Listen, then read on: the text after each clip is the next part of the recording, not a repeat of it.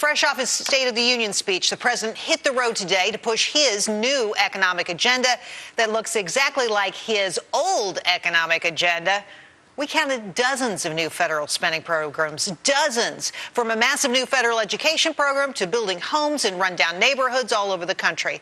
The estimates of this cost, at least $130 billion on top of what we already owe.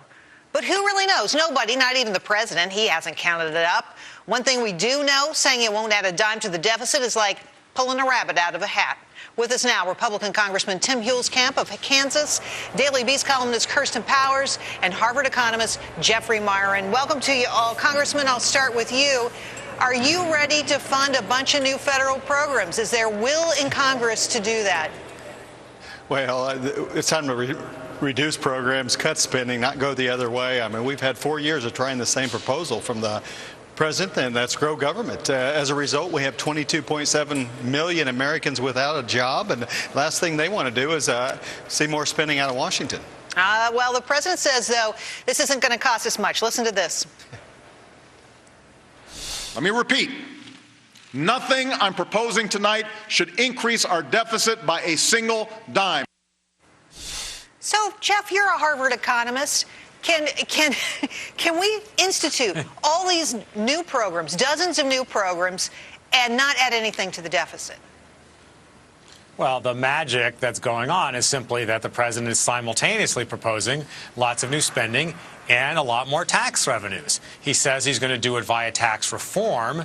Lots of people think that means closing loopholes, broadening the base, and lowering rates simultaneously. But what the president wants to do is close those loopholes and get more revenue, but not lower the rate. So, of course, he's going to get more revenue in, and that way the overall package might not increase the deficit, but the spending, of course, increases the deficit.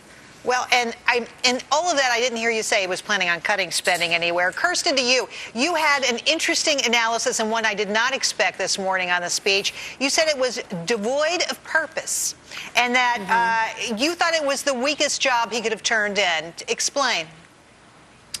Well, I just felt that it was a lot of platitudes, a lot of cliches, a lot of promises that he's not going to be able to keep.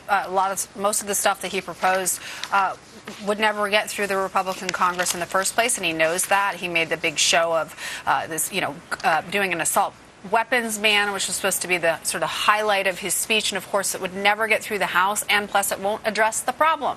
So since most of the killings are done by semi-automatic weapons, not by assault weapons, so I think that overall he just didn't lay out anything specific that's really going to change the trajectory of the country. It was sort of an odd speech, though. You know, I mean, the construction of the whole thing was sort of strange. And if he thought he wasn't going to get cooperation, he'd say, "Well, I'm just going to handle it by executive order if I can't get what I want." Congressman, back to the money for a minute, because I just can't get away from this topic.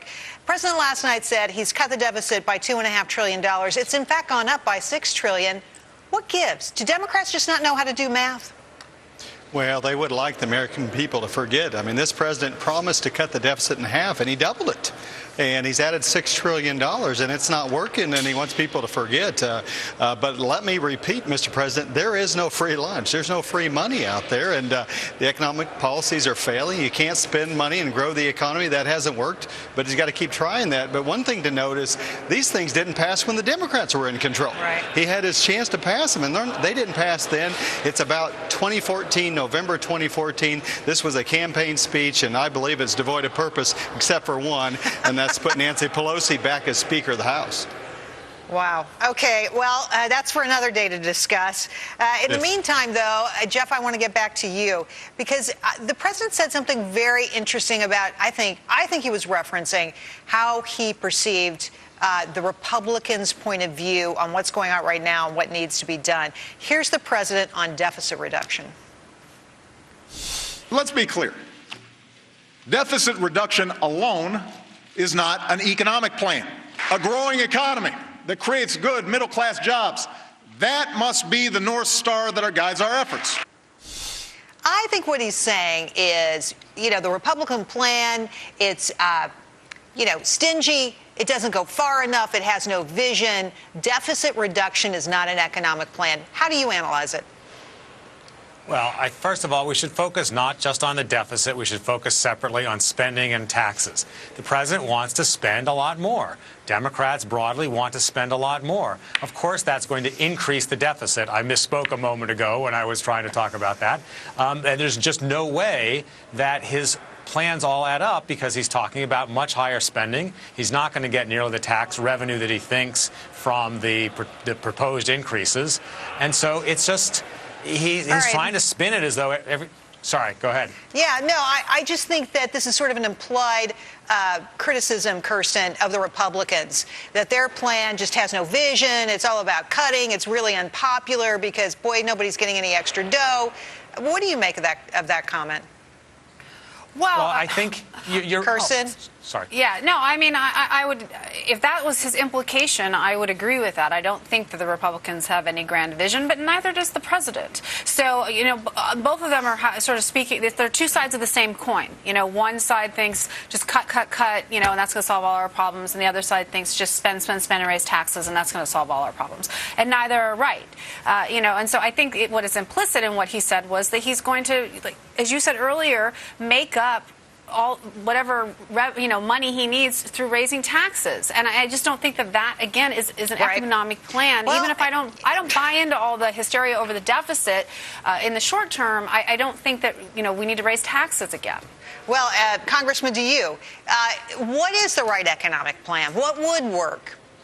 Well, the Republicans should be about a vision, and the vision is about growth and opportunity and freedom. And I was in the House Small Business Committee today. We had a hearing, had a small businessman there said Obamacare has cost him 50 jobs because he's not going to create 4 new businesses. It's more regulations, higher taxes. The vision is get Washington out of the way and get big government out of the way. That is a real vision. And then if you get them out of the way, we reduce the deficit and we get that economy growing again. We have more revenues coming in. The problem is President Obama is spending more than is coming in, and that's the problem. It's bigger government is the problem. Would solve the vision is so many problems. Jeffrey Myron, to you. We were thinking this afternoon, what would be the total tab? And I mentioned a number in the lead-in, some $160 billion for all the programs that the president wants to put in place. What would be the net effect of them, do you think, on the economy? If we had to spend that much money more again to stimulate this economy, would it work? I don't think it'll work because I think the programs in question, along with a whole range of existing programs, actually reduce the efficiency, the productivity of the economy. They interfere with the private sector. They require taxes to be raised in the future to pay for them, and those taxes cause distortions and discourage activity. So I think it's exactly backwards. What we need to be doing is cutting spending and keeping taxes low. That's the reverse of what the president wants. Kirsten, what about all of this class warfare? We heard it last night. It is so tiresome. Listen to this.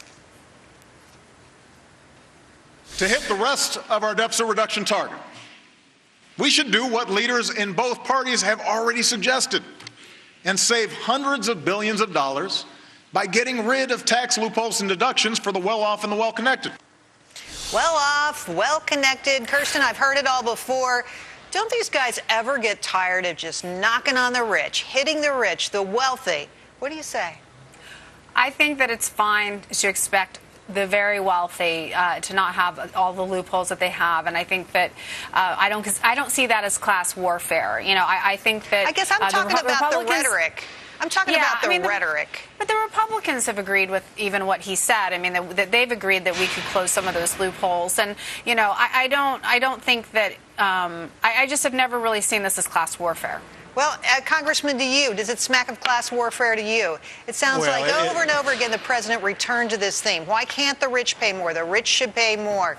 Well-connected, well-to-do. They were almost negative words. Well, that's a description of all his major donors. That's a description of Warren Buffett, who's about $1 billion behind on taxes. It's a description of Jack Lew. He once as Treasury Secretary who hid money in the Cayman Islands for himself and Citigroup and had $1 million bonus a few years ago. Those are the well-to-do Americans look at and say, hey, so where's the empty rhetoric that's coming out of the president? Well, let's talk about Lew then. Jeff Myron, to you, should Lew run Treasury?